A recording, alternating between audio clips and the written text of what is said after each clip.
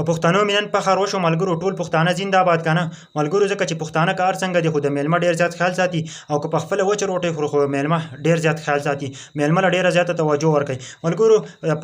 د جرمني نه یو کس راغلی و پاکستان ته پاکستان لاهور ته راغلی و ملګرو په سایکل باندې چې د هغه نوم دی د برک لورای او هغه راغلی و د جرمني نه په سایکل باندې لاهور ته ملګرو او په لاهور کې هغه خیمه ولګول او خپل کومه سامان چې و نو هغه یې کېښودو یو څه کیمره ورسره وه او نور څه بټوه او څه سامان چې ورسره و پیسې نو هغه یې هلته کېښودل او په خیمه کې هر څه کېښودل چې کله یې هر څه کېښودل ملګرو له پسې راغلل که نه او هغه ټول سامان یې ترې یوړ ملګرو او دا چې دی نو دا د پنجاب کوم حکومت چې دی موجوده نو دا دوی راوخته دی که نه ملګرو هسې افسوس خبره دا ده چې د میلمه چې تاسو دومره قدر کوئ که نه نو بیا به نور خلک به څنګه دلته راشي که نه چې تاسو د میلمه سره یو داسې کار کوئ ملګرو زمونږ خیبر پښتونخوا پښتانه همیشه زنده‌باد د پنجاب چې کومه د حکومت دی نو دا دې انوایټ کړی و ملګرو زمونږ خیبر پښتونخوا ته چې دی نو په دسمبر 2023 کې چې څومره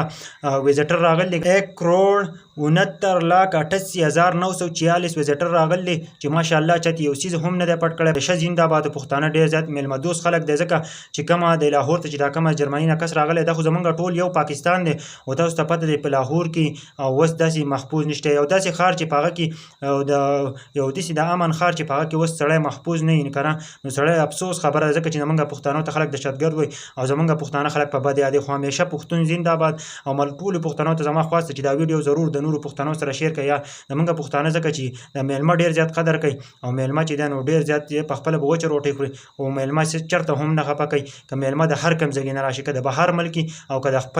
خپل پاکستان میلمه او هغه چېرته هم نه خفه کوي نن راشئ تاسو د پاکستان حالات وګورئ د پاکستان سره دا څه روان دي چې که زه دې خبرې ته سوچ وکړه چېرته نور خلک خبر شي که نه چې د پاکستان ته